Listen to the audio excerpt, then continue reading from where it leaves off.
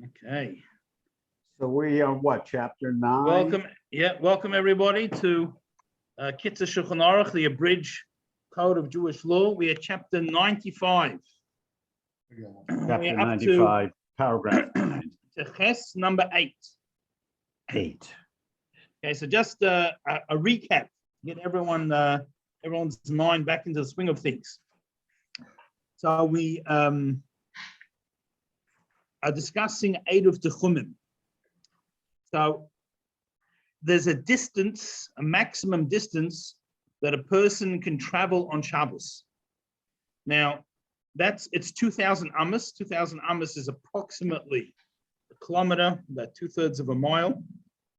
Now, that distance, if a person is in a city, in a built-up area, that starts on the outskirts of the built-up area. And as we said last week, that doesn't mean the official city limits. It means where the houses are more than about 30 meters apart. So, let's say where I'm in Phoenix, although you got the city of Phoenix, city of Scottsdale, you got all these different official cities, but it's all built up. So you can just keep, you could walk all day and never come to the city limits. Walk further than a day, right? That's still not being the city limits. And of course, as we mentioned, there are places you can walk from state to state without with houses being built up, and in Europe and places you can go from country to country, right? Just walk through a little gate. There's houses on either side, and you're in another country. So it's got nothing to do with the country, the official city. It's where the houses are built up. That's considered one settlement. So once we go outside a settlement, there's the settlement has a belt around it, and then we start counting the 2,000 amos. If a person is in the open, they're camping, or their house is very rural, and it's not a built-up area. So if they're in a house, we start counting from the walls of the house, or if it's fenced-in property, from the walls of the fence of the property. If a person's actually outdoors, they're camping, or they're in a caravan, or different things like that, then they have 4 amos radius, approximately 6 foot radius, and then we start counting the 2,000 amos. So that's the person's residence for Shabbos. So the Shabbos residence is the home, the city they're in, or their immediate 4 amos, approximately 6 feet. Now, the residence doesn't need to be your personal house. Just as we've, we all have we've all been away for Shabbos in a hotel, or stayed at someone's house, or various other places. And you have a question? No, for someone with the hand up. So if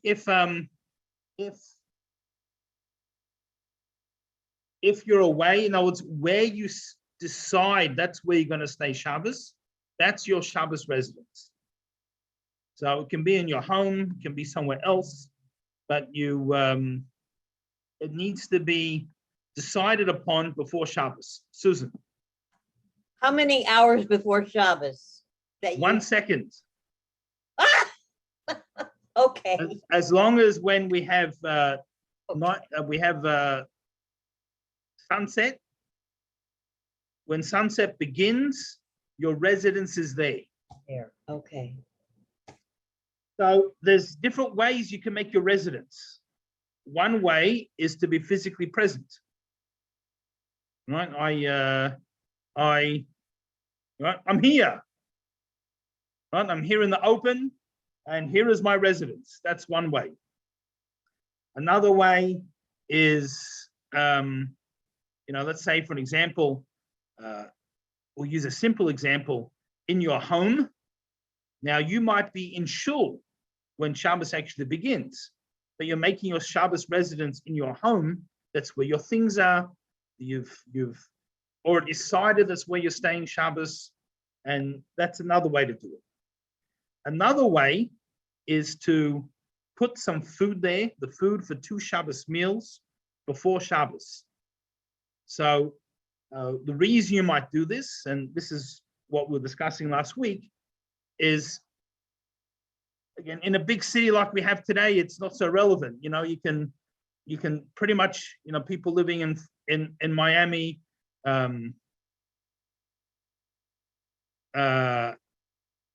Chicago, you know, where people live, you just keep walking the whole Shabbos. It's built up the whole way. But if you lived in a country town, and you get to the edge of the town, so let's say it takes you an hour to get to the edge of town or however long, then, and you want to go, let's say 3,000 amos, right? In the next village, there's a fascinating speaker giving a shiur on Shabbos afternoon, and you want to go to the next village. But the problem is it's 3,000 amos and you can only go 2,000. So what you do is before Shabbos, you take enough food for 2 Shabbos meals. It must include bread. It can be all bread, all the bread you need for 2 Shabbos meals, or bread and dishes, but it needs to include bread ideally. And you take this food and you place it at a midpoint. Now, it doesn't have to be exact midpoint. Let's say, let's just, for example, 3,000 amos away. So you put it 1,500 amos away because you're allowed to go 2,000. And so now your Shabbos residence, you put it there before Shabbos, say, this is my residence. And your Shabbos residence is where you put the food. Now, of course, you can sleep in your house, which is no longer your Shabbos residence, because it's only 1,500 amos from your new set up residence. So you can go there. And then on Shabbos, you have a 2,000 amos radius where your Shabbos residence is. So you walk the 1,500 to your Shabbos residence, and you can go another 1,500, keep going because to the next town, because it's all within 2,000 amos radius of your set up Shabbos residence. So we mentioned last week, you take food there, you say a bracha, you make a declaration. This is my Erev Techumim. And Techum means the border, the limit, how far you can go. And that's how we make it. Any questions on that before we start your material? Susan, yes. Oh, one question. Does it Yes. matter if it's maybe a tent that you've set up in the middle? Well, you're putting food there. Right. Now, we're going to need to put the food somewhere safe. No, And- I and- mean and in coolers, you know. Yeah, or something. You know, when I say safe, because if during the period between sunset and nightfall, the food disappears, it spoils, gets eaten by an animal, or someone takes it, it doesn't help us anymore.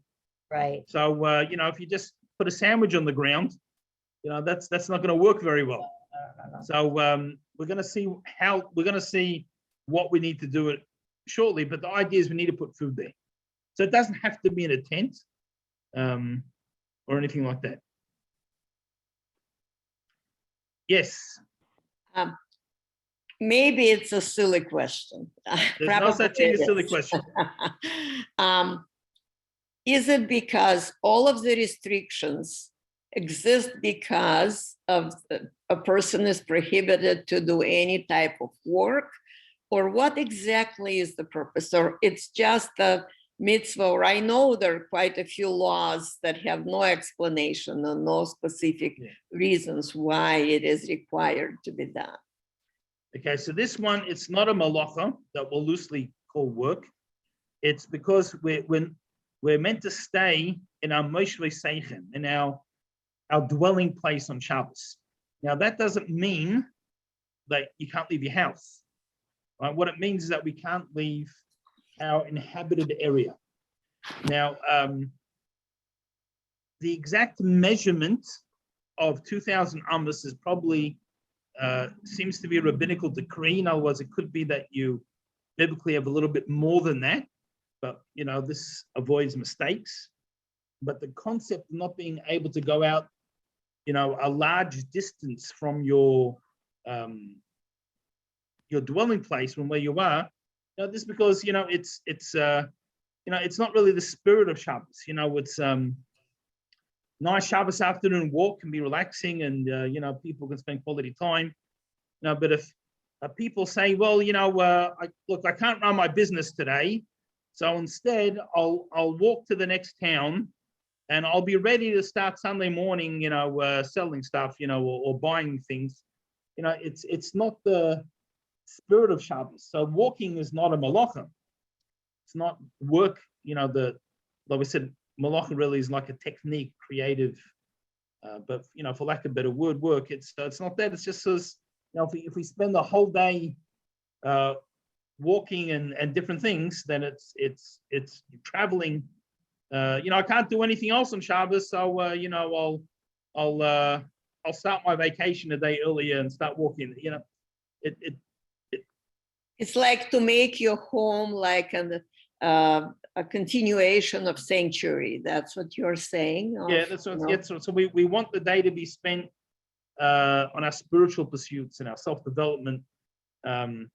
Having said that, we have this idea of Erev Techumim because there will be times where it's appropriate to go.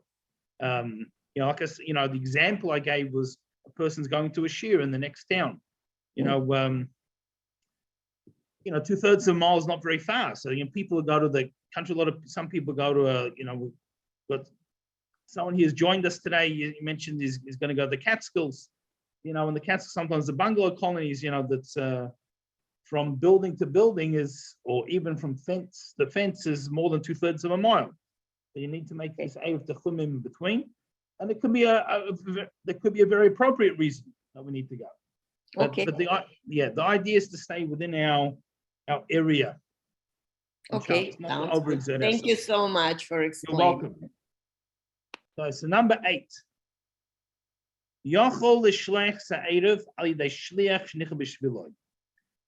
You're allowed to send this Erev, have it set up by shliach, by an emissary, who sets it up on your behalf. So you don't actually have to do it yourself.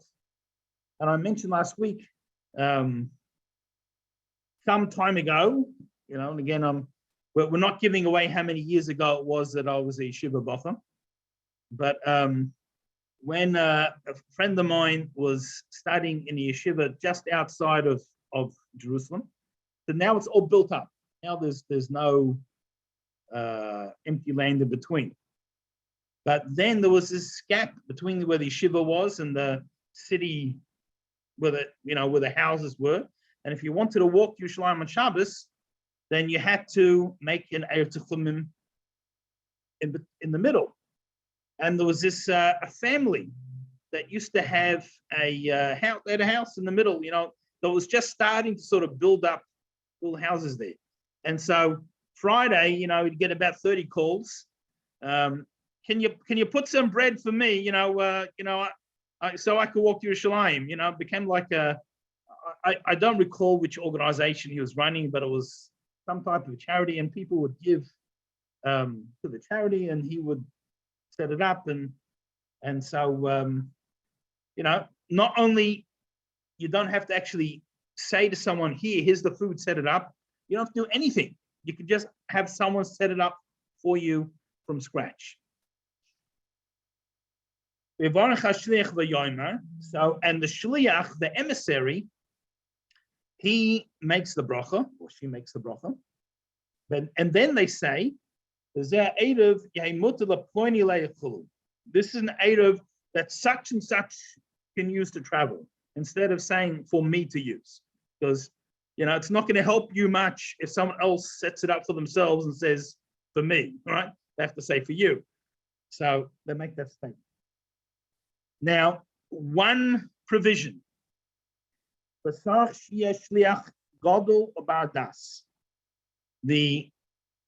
shliach, this emissary, has to be an adult. That means above bar or bat mitzvah, and they have to be mentally competent, right? Because to set it up for you requires doing something deliberately. So we say a child younger than bar or bas mitzvah, like very small children don't understand the consequences of their actions. At a certain point, they're starting to learn, and we say it at bar or bas mitzvah, someone who is a average intellectual development and has had a regular life with an upbringing, right? So there can be impediments to that, and so an example is someone who was deaf and mute, right? Particularly before they had sign language. Like today, we teach people sign language. But in the past, if someone was deaf and mute, so they couldn't hear and they couldn't communicate, essentially, even if they were of normal intellectual ability, potential, they couldn't develop because there was no way to communicate with them. So someone in the past will often have in the Talmud, when we speak about people who are exempt from certain things or can't do certain things, we mention someone who's deaf and mute. If there's just one, then you can still communicate in a different way, right? If they're just deaf, then at least they can speak. You can see if they develop, and you can write, and you can teach them to read. And if they're just mute, then at least they can hear and they can answer somehow through writing or something. Someone who was both had no potential to develop. It's a little bit different today, where we can teach as children, they can learn sign language, and we can help them develop, and we can monitor their development through the communication through the sign language. But that's an example. That's what I said. There's not an impediment to them growing up normally. So a regular person, we say the average person, by the time they get to bar or bat mitzvah, then they are able to understand that everything that you do has a consequence, and they can be responsible for the actions and the consequences of the actions. So they need to be an adult, and they need to be mentally competent, right? So not mentally competent can be, intellectually delayed. That could be a factor. Obviously, depends how delayed. Minor delay is not an issue. And we'll loosely say sane. I mean, the reality is none of us are 100%, right? We all have our thing, right? That's Amishigas. There's something but some people, because of their situation, they can't be held responsible for their actions. So if they're not responsible for the actions, that means that they don't have the ability to consciously do something that depends on a conscious decision. So setting up an Erev means I'm making a Shabbos residence at this point. So it's an intellectual conscious decision. So the person has to have a level of intellectual capability to do that. So that's the Avol al yedei cotton ain't shelfing, but you can't send it through a child. Often it's a lot easier, it's let's say a mile away. The kid's got a bike, and I haven't been on a bike in a while, and we're busy. The adults are busy cooking for Shabbos, and you say, go ride the bike and put this food on the tree, that oak tree that we use, but we can't do that. So we can't, even though it might be convenient, we can't do that. Now, even if the emissary doesn't return to you, right? So you say to someone, on your way to whatever the next town is, Timbuktu, can you stop at the that oak tree and put an Erev there for me? And he never lets you know if he did it. He says he's going to, but he doesn't tell you, right? We can still rely on him. Why? We have a general rule that if a competent, reliable, regular, normal adult commits to doing something, we can rely on them to do it. Right? So that's so that you don't have to be informed that it was done.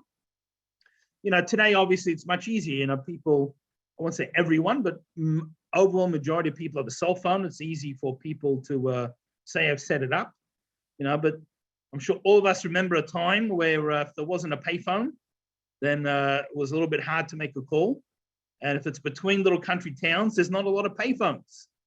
So sometimes, and it's Shabbos is coming, so often we weren't able to get a message. Never mind before there were payphones. So that's how it works. Okay, yes. Yeah, just unmute then. Yeah, you need to unmute. You're still muted. Just press the. On the bottom of the screen, you'll see a mute or unmute. Yeah. There you go. I'm unmuted. Yeah. There was, the Lubavitcher Rebbe, he once asked everybody to send in a letter with a resolution that they were taking upon themselves. And he also said that there's no need to contact his office to see whether the letter had been received because there's a chazaka that the postal service will deliver it. Okay. So you're saying that the U.S. Postal Service falls into the category of a normal, competent adult, and we can rely on them. That's good. But that's right. That's another application of this idea. Number 9.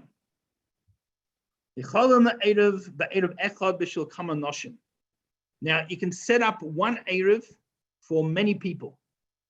So let's say, obviously we live all over the country, and some of the people who join this year are even in different countries. Let's presume that the black border around all our pictures was our little village, and we all want to walk somewhere on Shabbos. So we don't have to set up one each.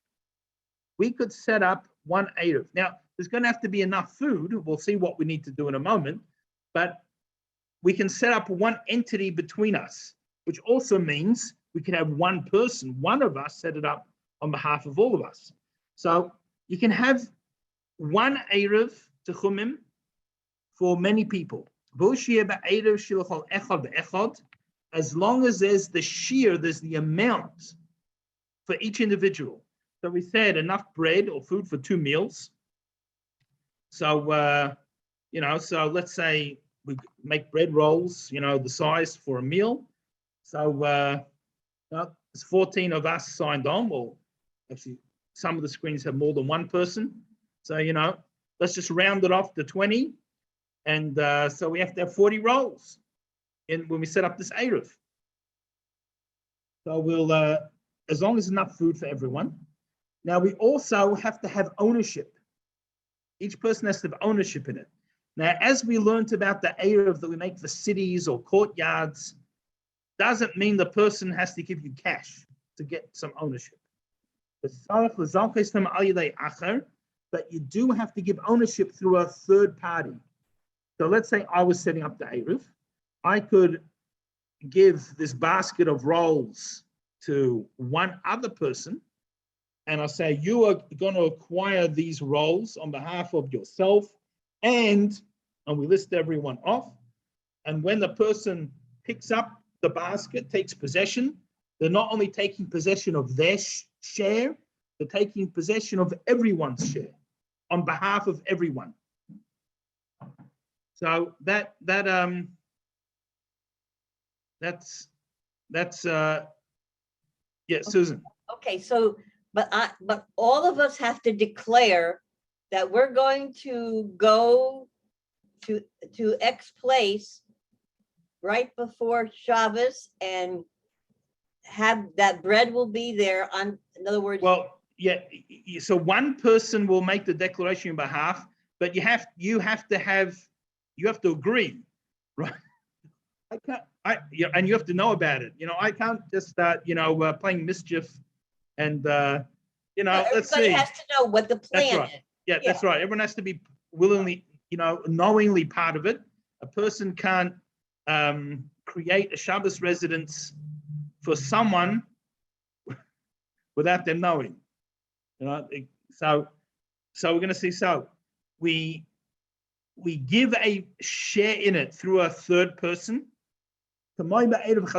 Just like we said, but the Erev for the courtyards, we said one person could set it up, and let's say there's 10 houses in the courtyard, only a second person, one other person has to take possession of the food on behalf of everyone.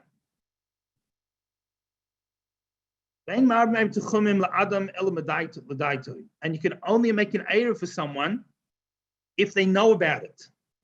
Now, although I half made a joke, I'm going to mischievously, we can't, just move people's, sorry, you can't go home from shul because I made your Shabbos residence 2,000 amas the other direction, right? So not only you can't do that, but even if they would want to. So let's say, for an example, I set up the Erev, and again, this box around us is our village, and I know that this rabbi is coming to give a shir Shabbos afternoon in the next town, and I'm sure everyone wants to go. And so what I do is I set up an Erev on behalf of everyone. But if I didn't tell you about it before Shabbos or before I set it up, even though I tell you all Shabbos morning in shul, and everyone's so excited, yay, we want to go, thank you so much, it doesn't help. Because they needed to know about it when we set it up.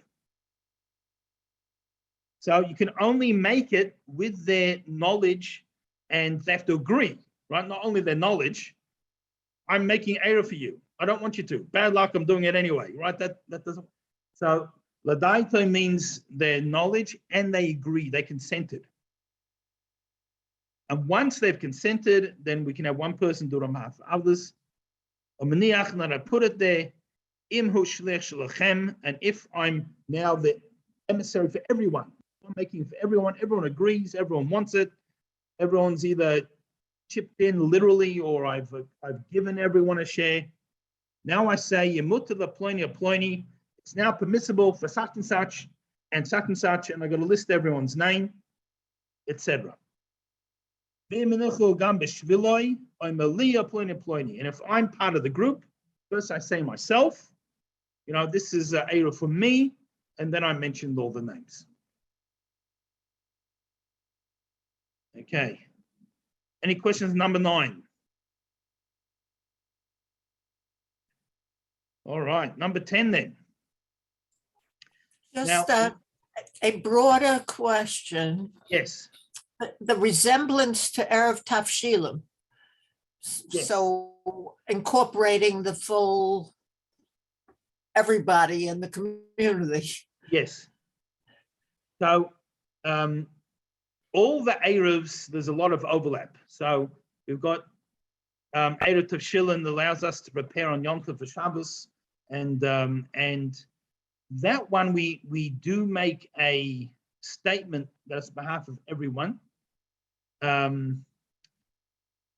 that one though, it's a little bit different. In other words, we can have other people included without their knowledge, because the Erev Tavshilin is more symbolic. Explain what I mean.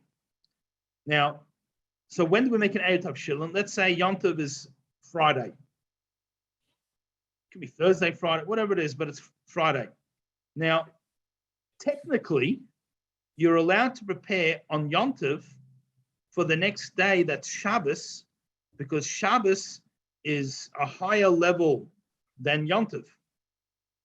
Right? Normally, you can't prepare on Yom Tov for after Yom Tov, because normally after Yom Tov is a weekday, and a Yom Tov is a higher level than a weekday. So you can only prepare for moving up. You can't prepare moving down. So technically, if Yom Tov is a Friday, I'm allowed to prepare on Friday, or if it's Thursday, Friday, I can prepare on Thursday and Friday for upcoming Shabbos. The sages, when I say the sages, I'm already in biblical times, still in biblical times, had a concern. The concern is, if people start preparing food on Friday for Shabbos, they may not realize it's only because it was Shabbos that they were allowed to prepare for after Yom Tov. They might make the mistake and think, oh, on Yom Tov, you're allowed to cook, not only for Yom Tov, but even for after Yom Tov. So therefore, they instituted this ceremony called Iyar Tavshilin. We already prepare something for that we're going to eat on Shabbos, and we take it and we say, with this, I'm setting up an Erev that I'm allowed to light fires and cook and various other things that I need to do to prepare for Shabbos on Yom Tov. So then a person has this in their mind, this due to having to carry this out, to preparing the food and making the statement, oh, it's only because it's Shabbos I can prepare on Yom Tov. And they won't come to the mistake and prepare for a weekday. So because it's more of a symbolic idea as opposed to an actual requirement. I mean, it is required nowadays because it's been instituted, but it's instituted to prevent a mistake, not instituted to actually achieve something. So since it's not creating something new, I can include others in mind. So if someone forgot to make an Erev Tavshilin, they could rely on mine. Once. We say they can rely once. After that, they have to learn from the mistake. But here, the Erev Techumim, it actually achieves something. I'm shifting my Shabbos residence. Instead of being, in my house, for example, or wherever I happen to be sleeping, I'm actually shifting. I'm consciously making my place of residence in another place. And because I'm consciously, it requires a conscious decision, someone else can't do it without my approval. Because it's my residence that I'm shifting. So it's different to the Erev Tavshilin. Thank you. Yeah, no problems. No, thank you for asking. It's good to compare things and when we look at the differences, it helps us understand, each part of each one. So, just like many, yeah. So far, we talked mostly about food preparation, what food should be included, and is it anything else besides making food, preparing or bringing food to different places that are part of of this, of the rules that we should. Yeah, well, there's two ways to make your Shabbos residence. Well, we'll put 2.5. Okay, one is your physical presence. So you go there before Shabbos. When Shabbos starts, I'm here, even though it's not my home, where I'm sleeping. The way to do it without being physically present is by putting our food there. Okay. So that's why even though I might be in shul when Shabbos begins, but the shul's not my Shabbos residence, my house, because that's where my food is. That's where I'm. So that's why I said a 0.5, because it is your house, a little bit different. But it doesn't have anything to do with your sleeping arrangements or any other conditions that. No. Okay. And yeah, so it's interestingly in halacha often there's quite a few laws where you eat is considered your residence more than where you sleep. While we would normally, particularly in the West, look at it differently. So anyway, that's So where we put our food, that's where we put it. Now, Thank you. as with many things on Shabbos, it's dependent, the status is dependent on the status Bein Hashmoshes. So Bein Hashmoshes is the period of time between sunset and nightfall. So we normally light candles 18 minutes before sunset. There are communities that like 24 minutes, different things, but the standard candle lighting time is normally 18 minutes before sunset. So that's when the sun drops below the horizon. And nightfall is when we say 3 average stars have come out. And again, depends where you live. You know, it's all relative to the equator. You know, most places in America, it's and I'm not counting Alaska and these kinds of things, but most other places, it's about 44 minutes between sunset and nightfall, period about 44 minutes. So whatever the status is during that time, that's the status for Shabbos. So if we go think back to another example, you know, we learned about muksa before. Muksa being things that we can't move on Shabbos. So if you had, for an example, a heavy candlestick that it's so big, sometimes you use it as a doorstop. Now, if it is not lit, if it's not lit during Bein Hashmoshes, between sunset and nightfall, you know, it's just a candlestick whose primary purpose is to light candles, so you can't use it on Shabbos, but it has a secondary purpose that you've already designated before Shabbos because you use it quite often as a doorstop. So since in this twilight period, it wasn't forbidden to move because there was no candle in it, then I can use it on, I can move it on Shabbos to be the doorstop. If during the twilight period, there were candles burning, so I wasn't able to move it, even though the candles go out over Shabbos, they're burnt away. You know, and majority of Shabbos, there's no candles.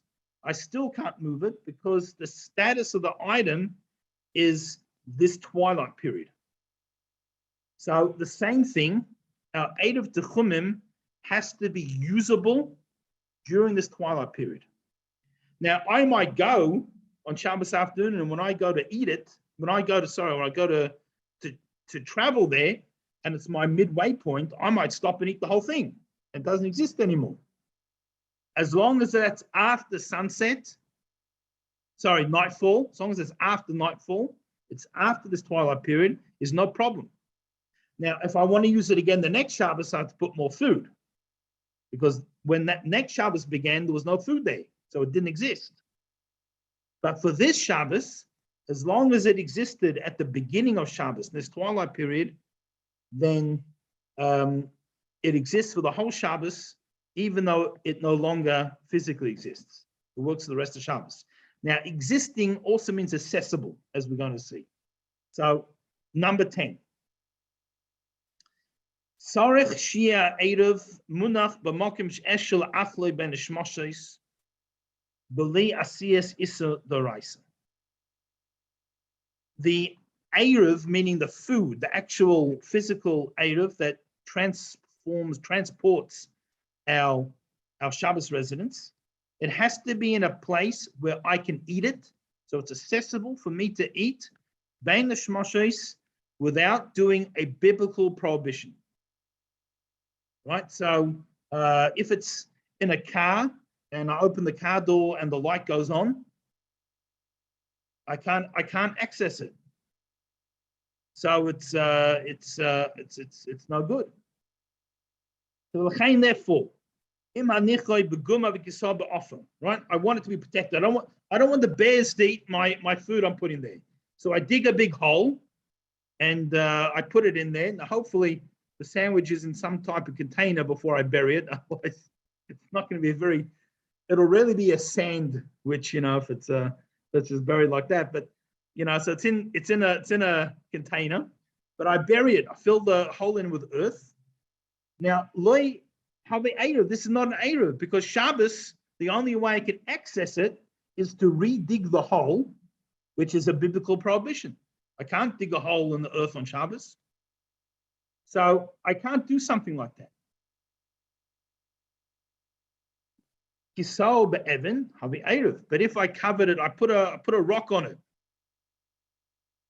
So a rock, worst case scenario, is muksa. It's not a biblical prohibition. But being that I've designated as the protection for my Erev, it's probably not muksa anyway. But even if I didn't think about that, right? The only thing that stops me from being able to use this Erev is if I can't access it. If the only way to access it is to do a biblical prohibition. Now, if there's a rabbinical prohibition, maybe I still can't take the food, but the Erev works. So if I've got a rock on it, the rock isn't a problem because the worst case scenario, moving the rock is muksa.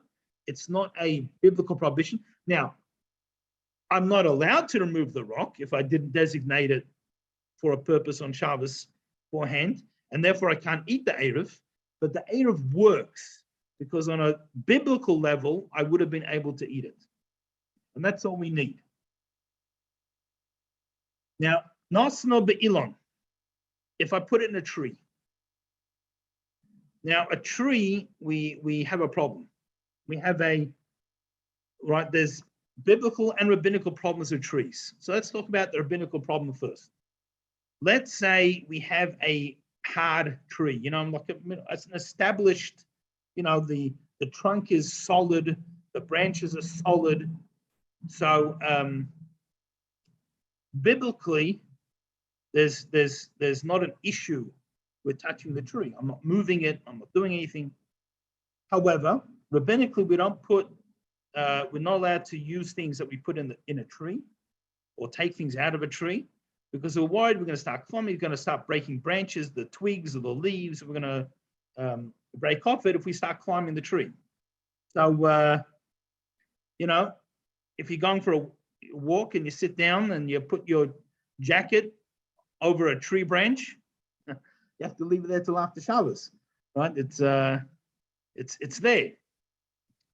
That's opposed to a soft tree, let's say a sapling or a reed or a vine, something that's movable. So here, pretty much, every time you tug at something comes off or gets broken or something. So then we're dealing with biblical issues, right?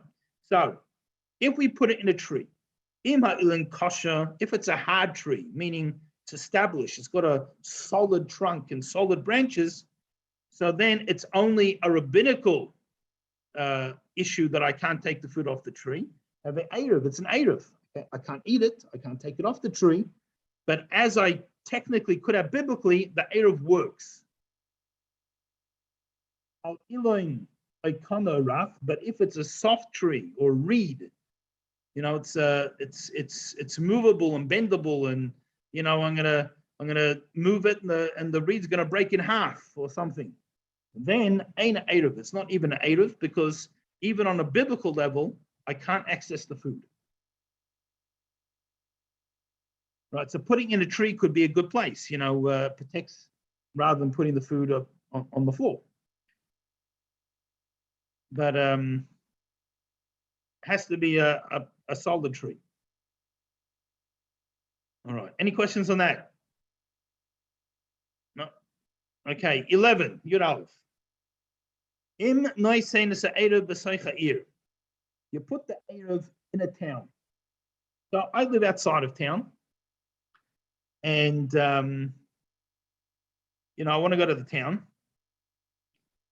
So let's say the edge of the town is 1,000 amos, but the town is huge. Once you get to the town, I live on a farm just outside of the first farm outside of New York. So once you get into where the houses are, it's a sprawling concrete jungle you could walk for the next 2 days, and there'll still be houses. So let's see what happens. I put the Erev in a town, in a city, some type of built-up area.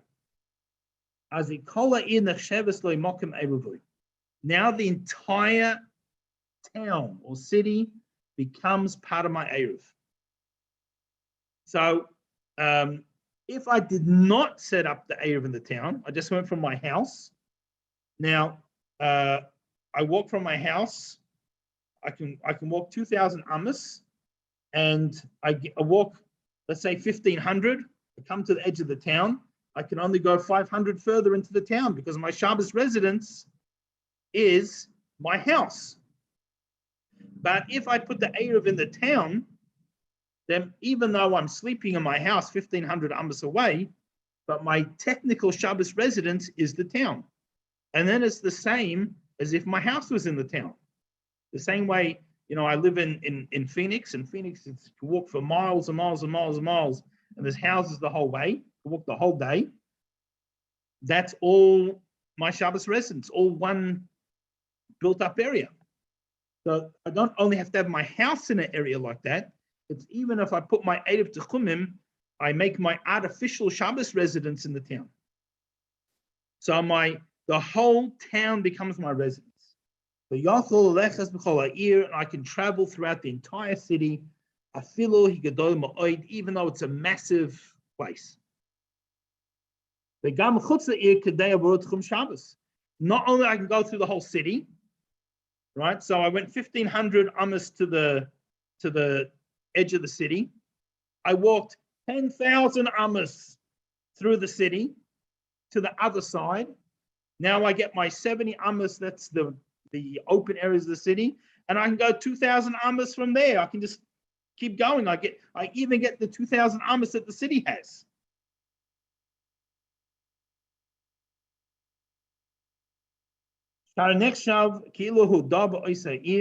Because for these purposes, it's like I was living in that city on Shabbos. Yes, Susan. Okay, you have to declare this. What you're Yes. saying, you have to declare this every Shabbos. This whole area is going to be my era, and I can go from one house to another. No, so it's like this. So Okay. again, from my place of where I live, I can go 2,000 amas on Shabbos. So my place means if I'm in the open, it means from a 6-foot radius of my body, because if I lay down, so 2,000 amas in there. If I live in a city, a built up area, then I have the whole city. The whole city is my living place, the place where I live. And therefore I get 2,000 amas from the edge of the city. That's regular. Now what this person did, they live in a farmhouse outside of town. And before Shabbos, they brought some food, they made the declaration, and they set up and said, this is going to be my, they went to, let's say, I don't know, they got a cousin who lives again, it doesn't have to be someone's house. They said we can put in a tree. But just for a simple example, goes to his cousin's house, he lives in the town, he puts his food there, some food there, and he says, this makes the bracha and says, this is going to be my Shabbos residence for this Shabbos. So now he's got 2,000 amas radius from there, but he has the whole town before he starts the 2,000 amas. So he lives, let's say, south of the town, 1,500 amas. So he walks the 1,500 to the town. And he keeps going north through the town, 10,000 amas, 20,000 amas, doesn't matter, because the whole town is one area. And then he goes out the north border of the town, then starts 2,000 amas. Right? He's got all that area because he made his Shabbos residence in the town. In the town. Okay, now I Now, get it. respect to doing it every Shabbos, we learned last week that if he sets it up with intention for it to be multiple weeks and the food still exists, then he can set one Erev for multiple weeks. Like he might decide, I'm going to walk to this town every Shabbos, and I want to go to some shul there, and I want to visit my uncle and, walk all around the town. So he might set it up for the next 6 months. And as long as the food is still edible, right, and it still exists, then it works. But he at least has to do it before Shabbos the first time. Right. Okay, now I understand. Okay. Number 12. So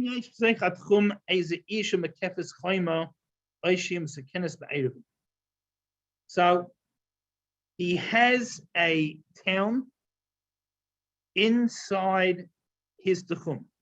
So he, at this stage, he has not set up an Eruv. Right? The town is 1,500 amos away, but it's a walled town. It's got a wall around it, or it has an Eruv, so it has a halachic wall. Either way, so either a physical wall or a halachic wall. Usually, the Eruv is a combination of the two, but you've got it's a not just a place where there's lots of houses like most cities in America, but a walled city. Jerusalem, you've got a walled city. Or for that matter, Phoenix has an Eruv, right? So he lives just outside of the truth is outside the Eruv here is all built up houses anyway. So it's not a good example.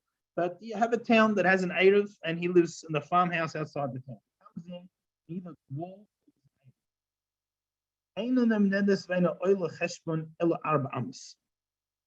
Now,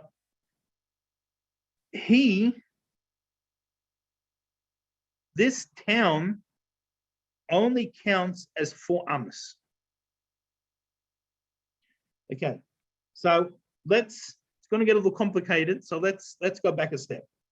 The last chapter, we were talking about someone set up his Eruv Techumim in a town, and he made that his Shabbos residence.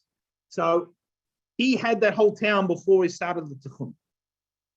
We also know that a person's personal space, so let's say I'm in the open, I'm camping, I have 4 amos radius, approximately 6 feet, then starts my 2,000 amos. So what we're saying here is that a walled city, even though it might be 20,000 square amos, it's only considered 4 amos. Because since it's all enclosed, it's like one private space. So let's say I walk, my Shabbos residence is my house. I haven't moved anything. My Shabbos residence is my house. I walk 1,000 amos to the town. The town is walled. I walk in one gate. I walk 10,000 amos to the gate on the other side. It's as if in my 2,000 amos count, I only walk 4 amos. So I've walked 1,004 amos. And when I get out the other side of the town through the other gate, I still have 996 to go. Because since it's walled, it's a closed-in area, it's like a house. It's like just one house. Again, that's what an Eruv is. We say the same thing as if we made an Eruv. How does an Eruv allow us to carry someone? We turn the city by closing it in and putting food somewhere that everyone has access to. We turn it into a shared house with a shared kitchen. It's like one big house. We turn it into like, someone has a property on a few acres and he's got 3 guest houses and it's all his house. And other people come and stay in his guest house and someone else is parked in a caravan, but it's his property and everyone's eating in his dining room. They're all his guests. So it's like one property and you're all eating the same place. So it's one. So the whole house is like 4 amos that you can carry on Shabbos. So when we do that to a city, we make an A around the city, we close it in. People have a share in the food and they're able to take it. So it's like the common dining room, common kitchen, and we turn the whole city into one big house. And this is what, in respect to being the distance we can walk on Shabbos, a walled city, as long as I can enter it within my 2,000 amos, it's only counted as 4. It's like one personal space. Okay, so we'll start that again, number 12. If I have within my limits, within my 2,000 amos, I have a city, either it's walled or or it has an Erev, so it's halachically walled.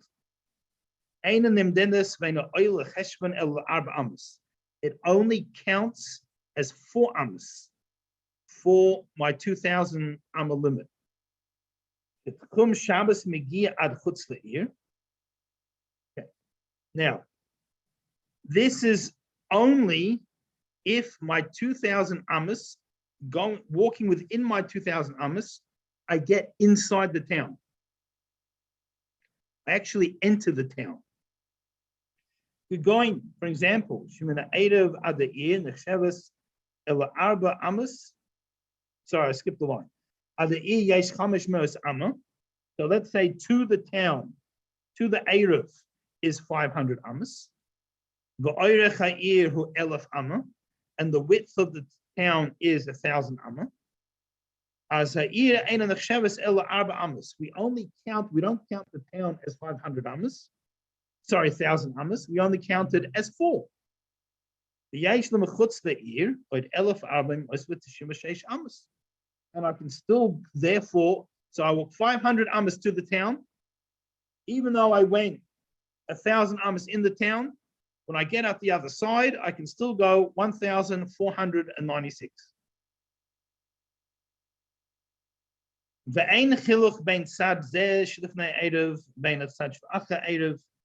And it doesn't matter in this respect if the town is nearer the Erev or is the side that's further from the Erev. Meaning, sometimes the whole town isn't in the Erev, as long as he makes it into this limit. So so what we need though is that the whole city is within his in his tchum. I will im tchum Shabbos kala b'emtze Iyar. But if the tchum is going to end in the middle of the city, so sorry, the example I first gave of the town being 20,000 amos, that was not correct. My apologies. It's only. So let me just clarify that point, because I gave a poor example in the beginning. So when does this apply that the town only counts as 4? That's if the town is within his tchum. So the end of the town is within 2,000 amos. Then only counts as 4. But if the town is very large, so his tchum from his house is going to end in the middle of the town, then also leches yoisa kivish chutz l'chum. Then he can't go further. Then the town's not considered like 4 amos. We have to measure the distance he goes. Because we can only consider the town as 4 amos under 2 circumstances. 1, if he made it his Shabbos residence, and 2, if it is all within his tchum. Like the example that they gave, 500 amos to the town, 1,000 amos of the town, so it's all within his 2,000. Then we consider the town only as 4. But if the town, he goes 500 amos to the town, and the town is 2,000 amos long, then he can only go 1,500 amos into the town. It doesn't count as 4 amos unless it's only considered 4 amos if his tchum swallows it entirely, not if it swallows it partly. Okay. Any questions on that one? Okay. Well, being that it's only 30 seconds to go, we won't start another one. But so those who were going to meet in person Wednesday night, God willing, I'm looking forward. And those who we won't get to meet Wednesday night, we'll meet you soon, God willing. We'll find an excuse. I'm gonna have to work out that I have a kid get married in every city, where, or something. We'll work something out. Maybe one day we'll have a Shabbaton for our shir or something. But we'll all meet in person one day, God willing. And we wish everyone an incredible Shabbos, wonderful week. Thank you, You Ren. too. And we'll s- Thank you. Thank you all. Thank you. Stay Thank you, safe. Rabbi. Bye-bye. Bye-bye. Take care. Bye-bye, everyone. Bye. Thank you. Bye.